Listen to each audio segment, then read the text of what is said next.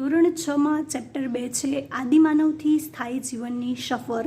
તો આપણે વાત કરીએ કે આદિમાનવ છે એ ભટકતું જીવન જીવતો હતો। આશરે 20 લાખ વર્ષ પહેલાં આદિમાનવો છે એ ભટકતું જીવન જીવી પોતે શિકાર કરીને પોતાનો સમય વ્યતીત કરતા હતા। એટલે માનવીની જે આ અવસ્થા છે ને એને હન્ટર એન્ડ ગેધર કહેવાય, કે શિકાર કરવો અને ખોરાક એકઠો કરતો, બસ આ જ એનું કાર્ય હતું।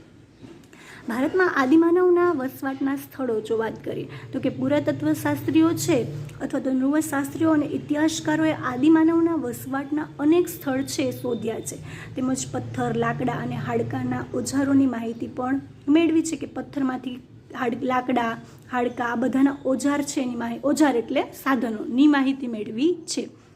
શિકારી અને ભટકતું જીવન જીવતા માનવો પથ્થરની ટેકનોલોજી સાથે સંકળાયેલા હોવાથી એને પાષાણ યુગ કહેવાય, કારણ કે બધી જ વસ્તુ પથ્થરમાંથી એ વખતે કરવામાં આવતી, એટલે એની ટેકનોલોજી હતી એટલે એને પાષાણ યુગ કહેવાય છે। હવે પાષાણકાલીન માનવ વસાહતોની જો વાત કરીએ તો કે મધ્યપ્રદેશમાં નર્મદા નદીની આસપાસના જે ક્ષેત્ર ભીમબેટકા છે એની નજીક આ આદિમાનવોની વસાહત મળી આવી છે, કે મધ્યપ્રદેશમાં જે નર્મદા નદીની આસપાસ જે ભીમબેટકા આવેલું છે ત્યાં આદિમાનવો રહેતા હતા એવો ખ્યાલ આવેલો છે। આ જે ભીમબેટકા છે મધ્યપ્રદેશમાં આવેલું, એની ગુફામાં આદિમાનવે દોરેલા જે પક્ષીઓ છે, હરણ, લાકડાના જે ભાલા, વૃક્ષો જેવા લગભગ 500 જેટલા પ્રાકૃતિક રંગો હોય એવા ચિત્રો ત્યાં મળી આવ્યા છે। આ રીતે ચિત્રો દોરેલા છે। મધ્ય ભારતમાં વિંધ્ય પર્વતમાળામાં અનેક જગ્યાઓ પર આવી વસાહતો મળી આવેલી છે। ધીમે ધીમે છે એ અગ્નિ અને ચક્રની શોધ થઈ, તો કે દક્ષિણ ભારતના આંધ્રપ્રદેશમાં કુર્નુલમાંથી રાખના અવશેષો મળ્યા છે, જે એવું દર્શાવે છે કે તેઓ અગ્નિથી પરિચિત હશે, બરાબર। આંધ્રપ્રદેશનું જે કુર્નુલ છે અહીંયા રાખ મળી, હવે રાખ મળી એટલે એનો મિનિંગ થયો કે અગ્નિથી એ લોકો પરિચિત હશે, બરાબર। આજથી લગભગ 11,000 વર્ષ પહેલાંથી માનવી છે એ અગ્નિ છે એનો ઉપયોગ કરતો હતો એવું ઇતિહાસકારો કહે છે। અગ્નિના ઉપયોગથી માનવી પ્રકાશ, ઉર્જા અને જંગલી પશુઓથી પોતાનું રક્ષણ કરતા અને ખોરાકને શેકીને ખાતા શીખ્યો। પહેલાં તો માત્ર શિકાર કરીને ખાઈ જતો કાચો, પણ હવે શું શીખો તો કે અગ્નિ છે એના કારણે પ્રકાશ, ઉર્જા, જંગલી પશુઓથી પોતાનું રક્ષણ કરવાનું, કે પશુ આવે તો અગ્નિ પ્રગટાવે તો એનાથી બીને ભાગી જાય એમ, તો એવી રીતે પછી ખોરાક છે એને શેકવું અને પછી ખાતા શીખ્યો। આવું ત્યાર પછી શીખવા મળ્યું। ચક્રની શોધ થતાં માનવીનું આવાગમન સરળ બન્યું। ધીમે ધીમે ચક્રની શોધ થઈ અને ખ્યાલ આવ્યો કે ચક્ર દ્વારા આગળ જઈ શકાય એમ, બરાબર।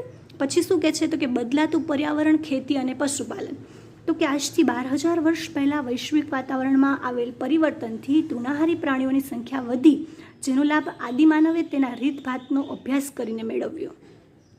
તૃણાહારી પ્રાણીઓ એટલે કેવા તો કે જે માત્ર પાન ખાય છે, શાકાહારી છે અને તૃણાહારી કહેવાય, બરાબર। પછી શું કહે છે તો કે આદિમાનવના અસ્થિર જીવનનો અંત કૃષિની શોધથી થયો, બરાબર, કે કૃષિ ખેતી કરવા માંડ્યા તો એનાથી ખ્યાલ આવ્યો કે અસ્થિર જીવનને બદલે હવે સ્થિર જીવન ધીમે ધીમે થવા લાગ્યું। હવે તે શું કરવા માંડ્યો તો કે ધાન્ય ઉગાડવા લાગ્યો અને ગારા માટીના મકાનમાં સ્થિર વસવાટ કરવા લાગ્યો। પહેલાં જે ભટકતું જીવન જીવતા એની બદલે હવે ગારા અને માટીના મકાનો બનાવીને એ સ્થિર વસવાટ કરવા લાગ્યો।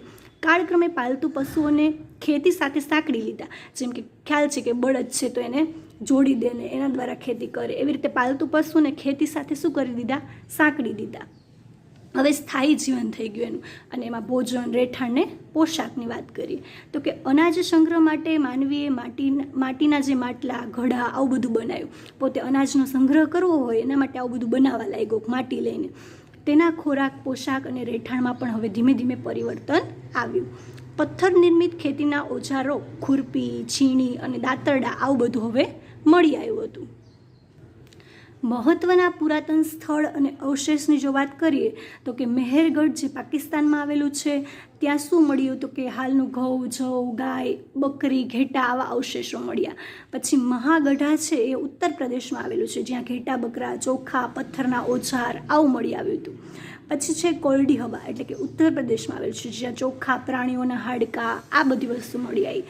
પછી છે લાંઘણજ ગુજરાત, બરાબર, જ્યાં માનવ વસાહત અને ગેંડાનું અવશેષો મળ્યા। પછી છે બુર્જહોમ ગુફક્રાલ જે કાશ્મીરમાં આવેલું છે, જ્યાં ઘઉં, ગાય, ભેંસ, બકરી, ઘેટા, કૂતરા, બરાબર આ બધાના અવશેષો ત્યાં મળ્યા છે। પછી છે ચિરાંદ, જે બિહારમાં આવેલું છે, જ્યાં ઘઉં, જવ, ચણા, બળદ, ભેંસ આ બધાના અવશેષો મળ્યા છે.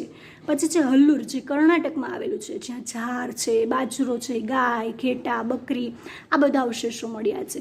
ઇનામગઢ ગામ છે, જે મહારાષ્ટ્રમાં આવેલું છે, જ્યાં બાળકોના મૃતદેહના અવશેષો મળ્યા છે, ગોળાકાર ઘર મળ્યા છે, પશુપાલન, બાજરી, જવ આ બધી વસ્તુ મળી આવેલી છે.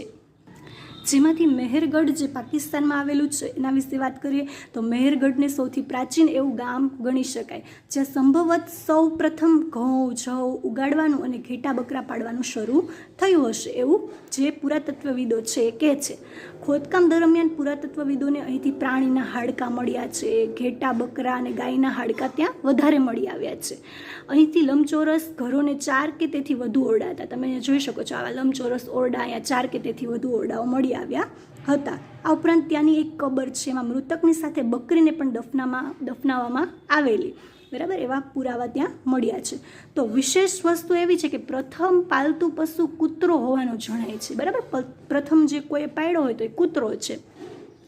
ઇનામ ગામની વાત કરીએ તો મહારાષ્ટ્રનું ઇનામ ગામ છે, એના પાસેથી બાળકોના મૃતદેહોના અવશેષો, ગોળ આકારના રહેઠાણ, પશુપાલન, બાજરી અને જવ જેવા જે પાકો છે એ બધા મળી આવ્યા છે, એના પુરાવા મળ્યા છે.